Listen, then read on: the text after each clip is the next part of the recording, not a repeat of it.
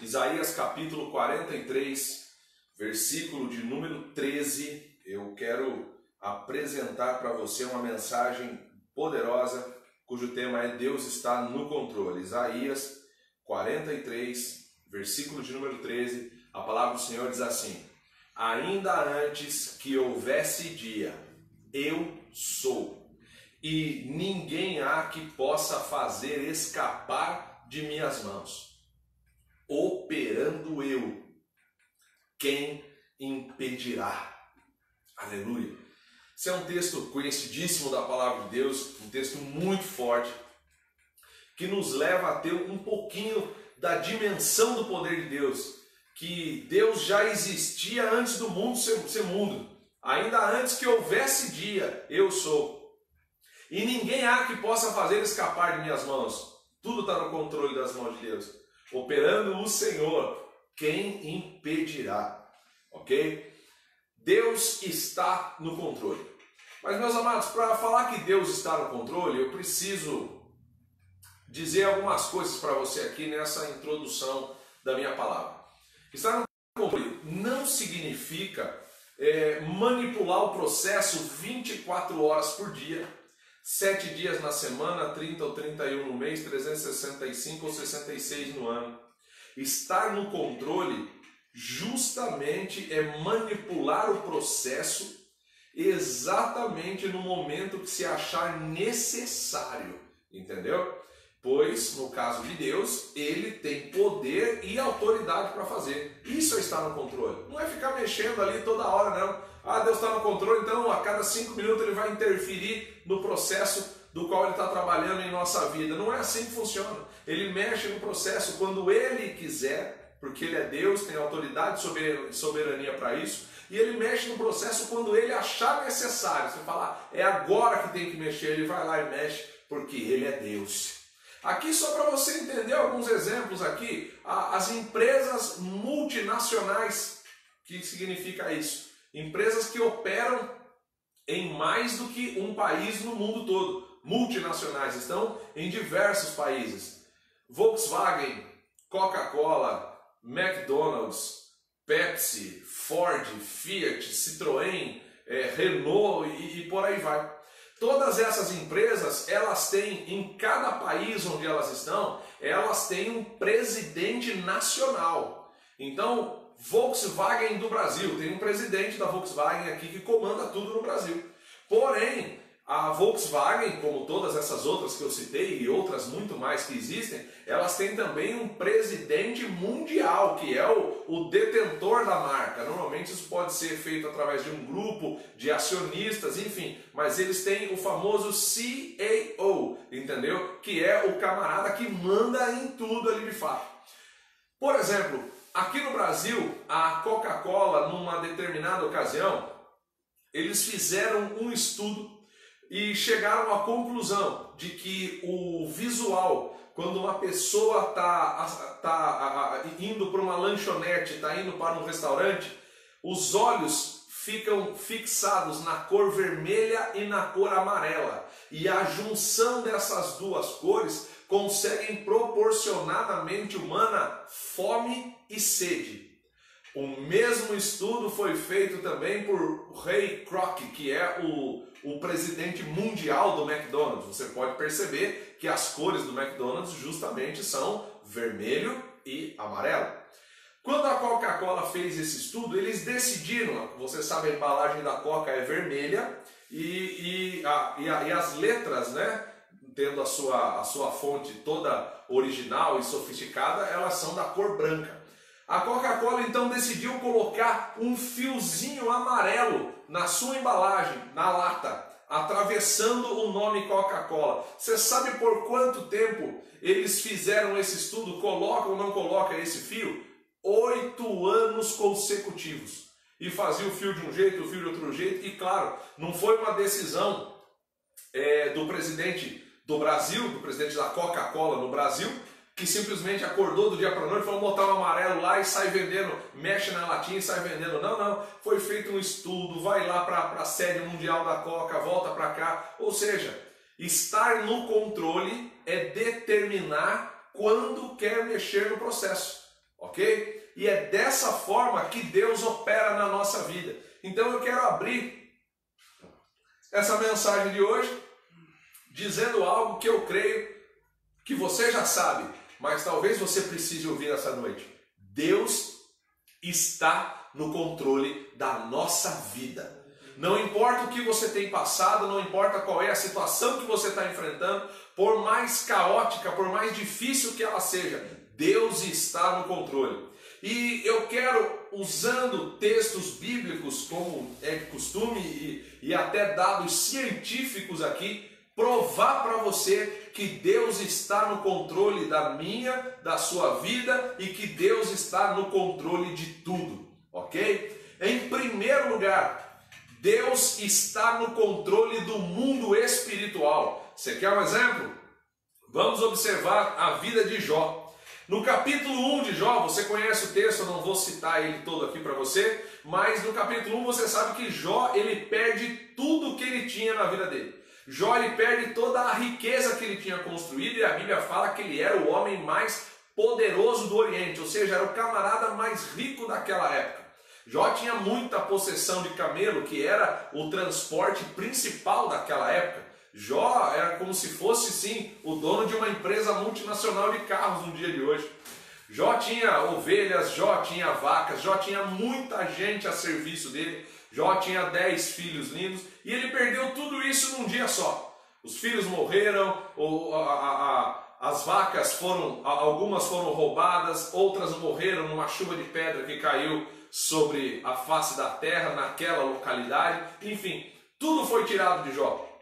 No capítulo de número 2, novamente o diabo se apresenta diante de Deus e diz para Deus que Jó não havia blasfemado ainda contra Deus porque o Jó ainda tinha saúde. E Deus vai lá e diz a Satanás, então, toque na saúde dele, mas você não vai tirar a vida dele. Queridos, num primeiro momento, quando Satanás se apresenta, ele diz para Deus, não, você cercou Jó com toda a sorte de bens. Tudo que ele bota a mão dá certo, tudo prospera. E Deus disse a Satanás, então tire tudo que eu dei para Jó, mas não toque na vida dele. Então eu quero mostrar para você como Deus está no controle do mundo espiritual. Por quê, pastor? Porque ele colocou um limite e Satanás teve que obedecer. Nós conhecemos a palavra de Deus e sabemos que João 10,10 diz que o ladrão vem senão a roubar, a matar e a destruir. E a vontade de Satanás é sim tirar a nossa vida, a vontade de Satanás é sim destruir a nossa vida, roubar os nossos sonhos, tirar de nós tudo aquilo que um dia Deus construiu em nós. Mas Deus chega para Satanás e fala, na vida de Jó vai ser assim, você pode tocar em tudo que é dele, mas não vai tocar na vida dele. Na segunda acusação, Deus vira e impõe um segundo limite ao diabo e diz, pode tocar na saúde dele, mas você não vai tirar a vida dele. Sabe por quê? Porque Deus está no controle do mundo espiritual.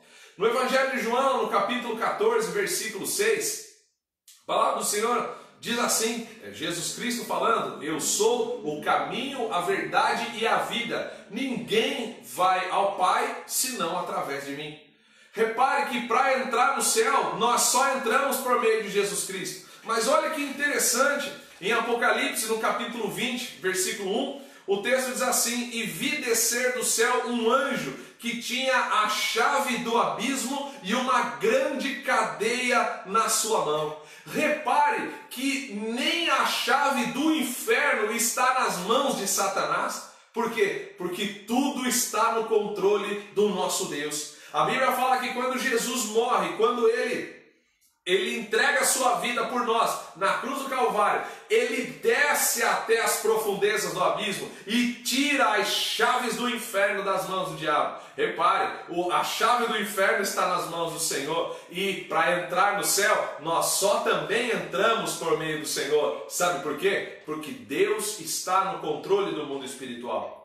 Em segundo lugar, eu aprendo algo interessantíssimo aqui. Zacarias capítulo 2, versículo 8, diz assim, aquele que tocar em vós está tocando na menina do seu olho. Veja como você é precioso, como você é preciosa, como vocês, como nós somos importantes para Deus. Olha que comparação o profeta Zacarias faz, que quando alguém toca na nossa vida, quando alguém se levanta contra nós, está tocando na menina dos olhos de Deus. Você que alguma vez, por algum descuido, alguém ou você mesmo, enfiou o dedo no seu olho, bateu alguma coisa no seu olho, enquanto ele está aberto, você vê o tempo de irritabilidade que ele causa, quanto tempo você tem que ficar ali coçando, você tem que ficar ali esfregando, porque a menina dos olhos é uma das partes mais sensíveis do nosso corpo. E olha a comparação que o profeta faz, quando alguém toca em nós, está tocando na menina dos olhos de Deus, ou seja, algo que é extremamente sensível e extremamente importante. Eu tenho uma palavra profética para a sua vida: ninguém vai tocar em você, ninguém vai tocar na sua família, esse vírus não vai chegar até você, porque você é menina dos olhos de Deus.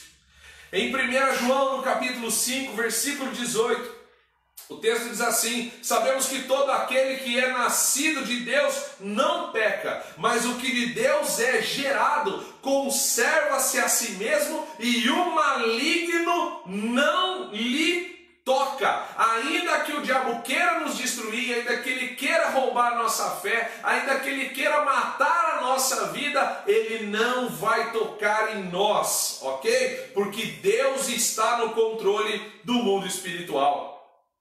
Eu me lembro, queridos, lá em 1 Crônicas, no capítulo 21, quando Davi toma a decisão de numerar o povo sem consultar a Deus, aquilo desagrada a Deus. E Deus chama Davi para uma conversa séria, e Deus diz para Davi assim: Davi, você será penalizado por aquilo que você fez sem ter me consultado.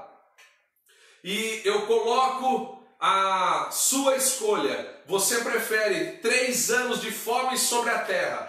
Você prefere fugir durante 3 meses dos seus inimigos? Ou você prefere 3 dias de peste sobre a terra que o Senhor vai mandar? Tudo isso foi falado a Davi por meio do profeta Gade. E Davi não pensa 2 vezes e diz assim para Deus, diz ao profeta, para que o profeta dissesse a Deus: eu prefiro cair nas mãos de Deus, porque Deus tem misericórdia.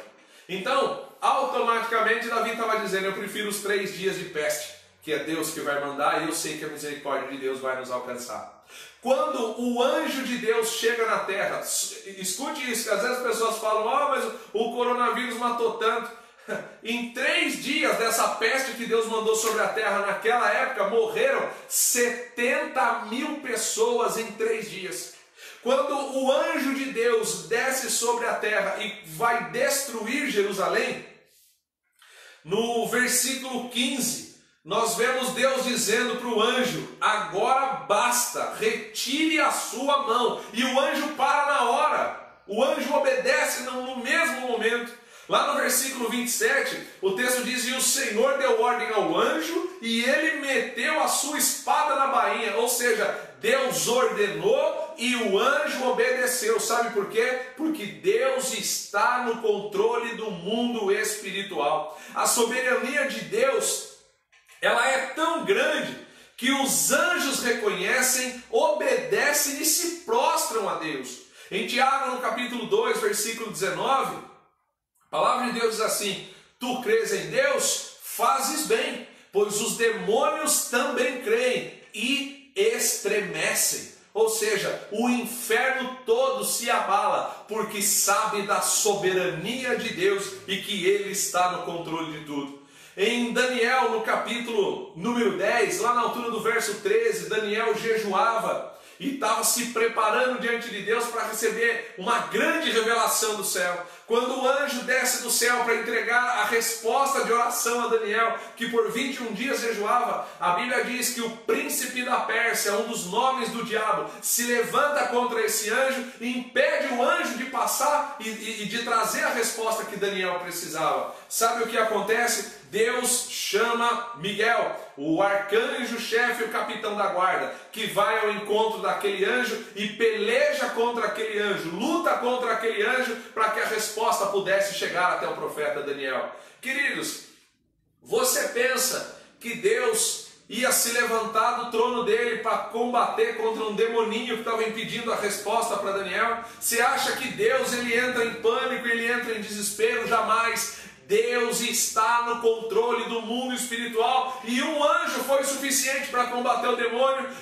e fazer com que, permitir com que a resposta que o outro anjo trazia chegasse a Daniel. Isso é profético para a nossa vida. Deus está nos guardando desde o alto e sublime trono da sua glória. Nada vai nos tocar e demônio nenhum vai impedir a obra que o Senhor tem para realizar na nossa vida. Sabe por quê? Porque Deus está no controle do mundo espiritual.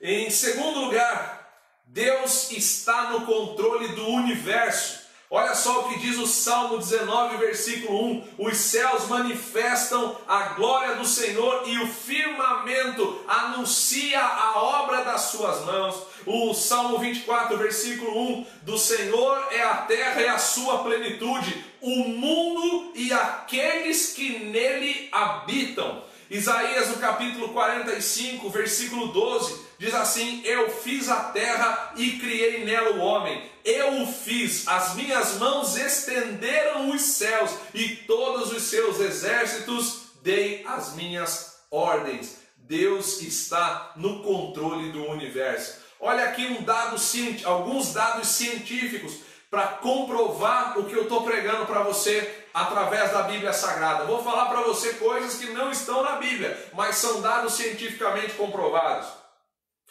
A Lua, ela está a 384 mil quilômetros da Terra. Só para você ter uma noção, se a Lua estivesse a 80 mil quilômetros, o efeito dela ia ser tão forte que ia fazer com que as marés, com que o mar inundasse a terra pelo menos 2 vezes por dia. A Lua, ela está exatamente na distância perfeita para o equilíbrio das marés. O Sol, ele está a uma distância perfeita da Terra. Se a Terra, por exemplo, quando você observa o sistema solar, se a Terra estivesse no lugar do planeta Vênus, que é o planeta mais próximo do Sol, não haveria vida na Terra, porque tudo na Terra seria torrado, da mesma forma que não existe vida em Vênus. Se o planeta Terra estivesse no lugar do planeta Plutão, que é o último planeta do sistema solar, também não haveria vida na Terra. Sabe por quê? A Terra estaria tão distante do Sol que ela seria congelada, da mesma forma que não há vida no planeta Plutão. Queridos, o tamanho, o diâmetro da Terra, ele é ideal para segurar os mares e a atmosfera. Então, se a Terra tivesse, por exemplo, o dobro do tamanho que ela tem, a intensidade atmosférica, o ar, ia ser tão intenso que não haveria vida na Terra. Você acha que tudo isso é obra do acaso? De jeito nenhum. Tudo foi criado no detalhe. Sabe por quê? Porque Deus está no controle do universo. Em terceiro lugar, Deus está no controle da história. Quando nós observamos a história de José do Egito, lá em Gênesis, no capítulo 37, nós vemos um menino que recebe sonhos de Deus proféticos aos 15 anos de idade. Mas sabemos de tudo aquilo que José passa. É traído pelos próprios irmãos, é jogado numa cova, é vendido como escravo para os midianitas. Os midianitas o vendem para Potifar no Egito. Vai trabalhar na casa de Potifar, é acusado injustamente de tentar estuprar a mulher de Potifar, é preso, fica anos na cadeia, recebe uma revelação do sonho do padeiro e do copeiro que estavam com ele. Ele revela o sonho dos dois, o padeiro morre, o copeiro volta a servir ao rei. Ele diz para o copeiro assim: ó, quando você chegar diante do rei, não se esqueça de mim. O copeiro vai lá servir o rei de novo e se esquece de Daniel. Só desse tempo em que o copeiro volta ao palácio, Daniel, não, eu falei Daniel, mas é José, o tempo que o copeiro volta ao palácio, até o momento daquele sonho perturbador do faraó, das vacas gordas e vacas magras, espigas gordas e espigas magras, até o copeiro se lembrar de José, passaram-se 2 anos. Ou seja, olha a quantidade de tempo que ele ficou preso injustamente, a quantidade de tempo que ele ficou como escravo na casa de Potifar. Agora escute isso. A estimativa diz que quando José, você conhece a história, revela, Deus dá a ele a revelação dos sonhos de Faraó, e José é extremamente usado, é colocado como governador do Egito. A estimativa teológica é de que José, ele tinha, quando assume o trono do governo do Egito, 30 anos de idade. Ou seja, José passou exatamente 15 anos debaixo de luta e debaixo de peleja. Porém, lá no capítulo 39, no versículo 2 e no versículo 21, a palavra de Deus diz assim: e o Senhor estava com José. No versículo número 2 é quando ele está na casa de Potifar, o Senhor estava com José. No versículo 21 é quando ele estava na cadeia, e o texto diz: o Senhor estava com José. Deus tinha permitido que José chegasse até o Egito, governasse primeiro a casa de Potifar. Potifar deu a ele o governo de tudo na sua casa, confiou nas mãos dele tudo, ele podia tocar em tudo, entrar e sair a hora que ele quisesse, porque Deus estava com ele. Quando ele vai para a cadeia, ele ganha a confiança do carcereiro mor, como se fosse nos dias de hoje um delegado, e esse carcereiro mor deixa nas mãos de José a chave da cadeia. Você tem noção do que é isso? O camarada está preso, mas a chave da cadeia está na mão dele. Sabe por quê? O Senhor estava com José. Meus amados, eu quero dizer algo para você aqui. Deus está no controle da tua história. Não importa o que está acontecendo com você agora, Deus está no controle da tua história. Não importa qual é a luta, o problema e a adversidade que você está passando, Deus está no controle da tua história. O Senhor está com você. O Senhor está com você. O Senhor está com você. Deixe isso impregnado dentro do teu coração, ok? Olhe como Deus está no controle da história. Eu quero ler com você aqui o Evangelho de Mateus, capítulo número 24, versículo 1. E quando Jesus ia saindo do templo, aproximaram-se dele os seus discípulos e lhe mostraram a estrutura do templo. Jesus, porém, lhes disse: não vedes tudo isso? Em verdade vos digo que não ficará aqui pedra sobre pedra que não seja derribada. E estando assentado no Monte das Oliveiras, chegaram os seus discípulos em particular, dizendo: dize-nos, quando serão estas coisas e que sinal haverá da tua vinda e do fim do mundo? E Jesus respondendo disse-lhes: olha aí, acautelai-vos, que ninguém vos engane, porque muitos virão em meu nome dizendo eu sou o Cristo, e enganarão a muitos. E ouvireis de guerras e rumores de guerras. Olhai, não vos assusteis, porque é necessário que isso tudo aconteça, mas ainda não é o fim. Porquanto se levantará nação contra nação e reino contra reino, e haverá fomes e pestes e terremotos em vários lugares. Mas todas essas coisas são o princípio das dores.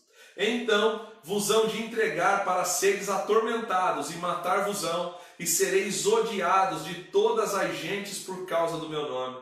Nesse tempo muitos serão escandalizados, e trair-se-ão uns aos outros, e uns aos outros se aborrecerão. E surgirão muitos falsos profetas, e enganarão a muitos, e por se multiplicar a iniquidade, o amor de muitos se esfriará. Mas aquele que perseverar até o fim será salvo. E este evangelho do reino será pregado em todo o mundo, em testemunha a todas as gentes, e então virá o fim. Queridos, eu costumo dizer aqui na igreja onde eu sou pastor que a Bíblia Sagrada, ela é mais atual do que o jornal de amanhã. Hoje em dia, devido ao avanço da tecnologia, o jornal está até caindo de patamar na importância da vida do ser humano. Hoje em dia tem tudo na internet. Então eu reformulo a minha frase e digo: a Bíblia Sagrada, ela é mais atual do que a notícia que você vai ver na internet amanhã. Tudo que nós lemos aqui agora, olha só o versículo de número 7. Porquanto se levantará nação contra nação e reino contra reino, e haverá fomes e pestes e terremotos em vários lugares. Só aqui, queridos, nação contra nação, países em guerra, reino contra reino, fomes, Só hoje, estimativa, 1 bilhão de pessoas na Terra sem ter o que comer. Pestes, está aí o coronavírus. Terremotos em vários lugares. Olha quanta coisa.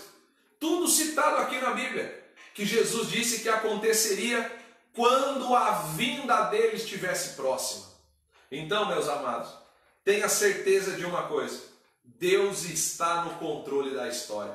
Em Daniel, no capítulo 12, no versículo 4, o texto diz que a ciência se multiplicaria quando as 70 semanas profetizadas por Daniel, que também são um dos sinais da volta de Cristo, se cumpririam. Olha o avanço da tecnologia hoje, quanta coisa o homem tem acesso. Estamos vivendo aí um tempo de coronavírus e graças a Deus, ainda que a gente não possa estar junto presencialmente, mas Deus proporcionou aqui, a internet. Através da internet você está recebendo aí a oração e a palavra de Deus dentro da tua casa. Veja como a tecnologia tem evoluído e principalmente como a palavra de Deus tem se cumprido. Eu aprendo aqui, queridos, em quarto lugar, mais uma e eu encerro, que Deus está no controle da história. E em quarto lugar, Deus está no controle da nossa vida. Queridos, olha o que diz o Salmo 139, versículo 16. Os teus olhos viram o meu corpo ainda informe, e no teu livro todas essas coisas foram escritas, as quais iam sendo formadas dia a dia, quando nem ainda uma delas havia. Deus te conhecia antes de você existir. Sabe por quê? Porque Ele está no controle da sua vida. Olha o versículo 13. Pois possuíste o meu interior, entreteceste-me, formaste-me no ventre da minha mãe. Versículo 15 do Salmo 139. Os meus ossos não te foram encobertos, ou seja, ninguém foi formado sem que Deus soubesse. Quando no oculto fui formado, entretecido, ou seja, moldado como nas profundezas da terra. Deus está no controle da nossa vida. Em Mateus capítulo 10, versículo 30, a palavra de Deus diz assim: até mesmo os fios de cabelo da vossa cabeça estão todos contados. Ele sabe o número de fio de cabelos que tem aí na minha e na sua cabeça. Sabe por quê? Porque Deus está no controle da nossa vida. O Salmo 104, versículo 27 diz assim: todos esperam de ti, que a seu tempo lhes dê o sustento oportuno. Dando tu, o recolhem, abres a mão e enchem-se de bens. Escondes o teu rosto e ficam perturbados, e se lhes tira a respiração, morrem e voltam ao próprio pó. Você está vendo como o ser humano não é nada? Espera o sustento de Deus. Quando Deus dá o sustento, pode guardar e fica ali com o rosto escondido. Se ficam perturbados, o Senhor pode tirar a respiração. Se morremos, voltamos ao próprio pó. Ou seja, não somos nada, mas Ele é tudo e está no controle da nossa vida. Ok? Lê comigo, eu quero ler com você também o texto de Mateus, capítulo número 6. Para você que é membro aqui da nossa igreja, nós meditamos nesse texto ontem, num trabalho que nós estamos fazendo, que é a microcélula familiar, e eu quero compartilhar com você aqui um trecho daquilo que a gente meditou no dia de ontem, na noite de ontem. Mateus 6, versículo 25. Por isso vos digo, não andeis cuidadosos quanto à vossa vida, pelo que haveis de comer ou pelo que haveis de beber, nem quanto ao vosso corpo, pelo que haveis de vestir. Não é a vida mais do que o mantimento, e o corpo mais do que a vestimenta? Olhai para as aves do céu, que não semeiam, nem colhem, nem ajuntam em celeiros, e o vosso Pai Celestial as alimenta. Não tendes vós muito mais valor do que elas? E qual de vós poderá, com todos os seus cuidados, acrescentar um côvado da sua estatura? E quanto ao vestuário, por que andais preocupados? Olhai para os lírios do campo, como eles crescem, não trabalham e nem costuram. E eu vos digo que nem mesmo Salomão, em toda a sua glória, se vestiu como qualquer um deles. Pois se Deus assim veste a erva do campo, que hoje existe e amanhã é lançada no forno, não vos vestirá muito mais a vós, homens de pequena fé? Não andeis, pois, inquietos, dizendo que comeremos, ou que beberemos, ou com que nos vestiremos, porque todas essas coisas os gentios procuram. De certo, o vosso Pai Celestial bem sabe que necessitais de todas essas coisas. Mas buscai primeiro o reino de Deus e a sua justiça, e todas essas coisas vos serão acrescentadas.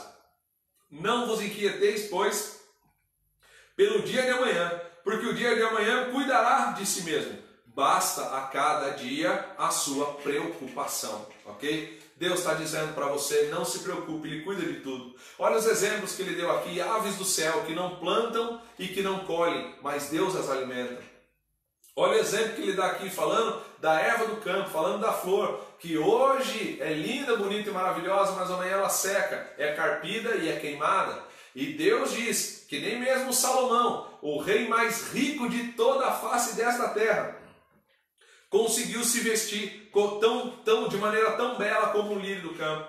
Amados, não se preocupe, não perca o seu sono, porque Deus está no controle da sua vida. Deus está no controle da minha vida, Deus está no controle da nossa vida. Tenha um foco, busque o reino de Deus e a justiça dele, e todas as demais coisas serão acrescentadas. Não se preocupe, Ele está cuidando de tudo. Quando o povo de Deus caminhava pelo deserto, em direção à terra prometida, a roupa não rasgava, a roupa não estragava. A roupa crescia com as crianças, não tinha fábrica de costura não, a criança que estava ali vestida, a roupa acompanhava o crescimento do corpo da criança. Isso aí é milagre que só Deus pode realizar, então não se preocupe com aquilo que você vai comer, com aquilo que você vai vestir. Eu sei que o momento no mundo é de crise, porque nós estamos vivendo aí esse período de quarentena, de coronavírus e muitas pessoas impedidas de trabalhar.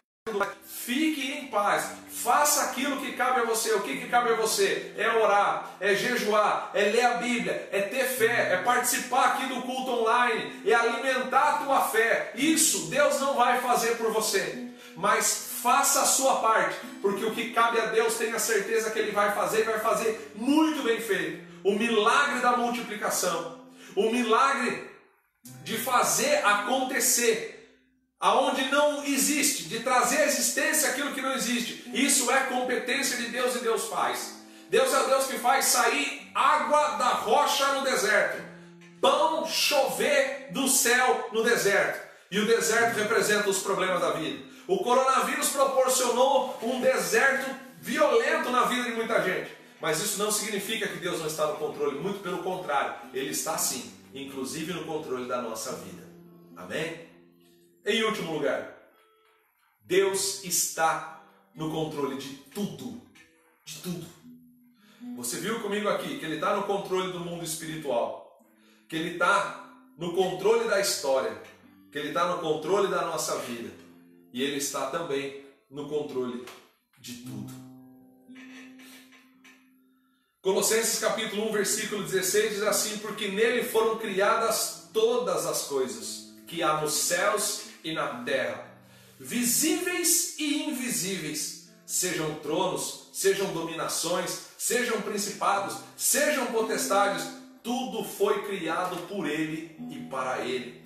Romanos 11:36, porque dele, por Ele e para Ele são todas as coisas. No livro de Oséias capítulo 6, versículo número 1, vinde e tornemos para o Senhor, porque Ele despedaçou e nos sarará, fez a ferida e ligará. O mesmo Deus que permite a luta é o Deus que muda a sorte. O mesmo Deus que permitiu de coronavírus chegar na terra é o Deus que traz a cura para os filhos dele, é o Deus que muda a sorte dos filhos dele, é o Deus que vai trazer o avivamento depois do coronavírus, é o Deus que vai trazer a prosperidade depois do coronavírus, o Deus que permite a luta, é o Deus que muda a sorte. Em Mateus, no capítulo número 8, quando é citada a história daquele centurião que diz para Jesus: não sou digno de que o Senhor vá até a minha casa, mas dize uma palavra e o meu criado será salvo. Jesus diz que nunca havia visto tanta fé. Porque aquele centurião entendeu um princípio. Ele falou: eu não sou digno não que o senhor bote o pé na minha casa, eu sou ser humano, eu sou falho, eu sou pecador. Mas eu sou homem de autoridade. Quando eu digo para um vai, ele vai. Quando eu digo para outro vem, ele vem. Sabe o que aquele centurião entendeu? Que uma palavra de Deus muda tudo. Quando Jesus liberou a palavra de cura, o criado dele foi curado à distância. Queridos, lá do alto e sublime trono da sua glória, uma palavra de Deus para mim e para a tua vida, ó, muda tudo. Esse coronavírus, eu já disse aqui, ele vai até onde o dedo de Deus permitir. Porque uma palavra de Deus lá do céu liquida, aniquila, extermina coronavírus da face da terra. A gente tem que crer. Uma palavra de Deus muda tudo, traz a cura para mim e para a tua vida, abre a porta do emprego para mim e para você. Uma palavra de Deus traz um milagre, faz o milagre acontecer. Em Marcos, no capítulo 4, lá na altura do versículo 35, quando os discípulos estão no barco, Jesus está dormindo, o barco é açoitado pelas ondas e pelo vento, e quando Jesus desperta, ele vai lá e diz assim: vento, cala-te, mar, aquieta-te. Uma palavra, ele mandou o vento se calar, ele mandou o mar se aquietar, e a Bíblia diz que veio sobre eles grande bonança. Eu não sei qual é a luta que você está passando, mas eu quero que você creia que o Espírito Santo tem levado as suas orações a Deus, e uma palavra do Senhor que será dada no momento oportuno, no momento certo, muda toda a sua história. Lembra do que eu disse no início da palavra?